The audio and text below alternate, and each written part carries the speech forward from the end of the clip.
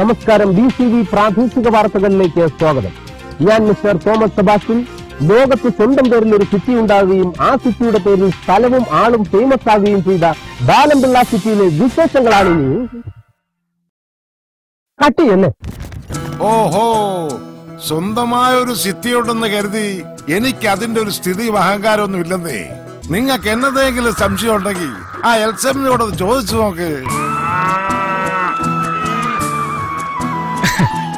സന്തോഷമുണ്ടെന്നേ. ഇത്തവണ അവാർഡ് കിട്ടിയതിൽ വളരെ സന്തോഷമുണ്ട്. സത്യം പറഞ്ഞാൽ ഈ പശുക്കളെന്ന് വെച്ചാൽ എനിക്ക് വലിയ ജീവനാണ്. എൽസമ്മയെക്കാളും ജീവനാ.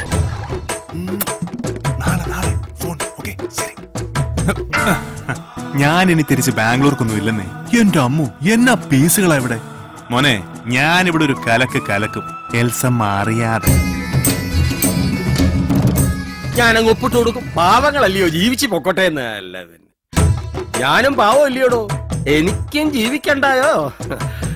ഇക്കാര്യം എൽസമ്മ അറിയരുത് കേട്ടോ.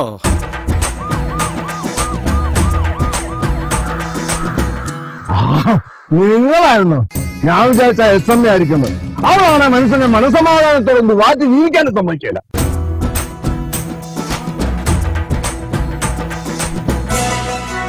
BCV പ്രാദേശിക വാർത്തകൾ നിങ്ങൾക്ക് അവതരിപ്പിച്ചത് എൽസമ്മ എന്ന ആൺകുട്ടി. ഒരു ലാംഗ്വേജ് ചിത്രം.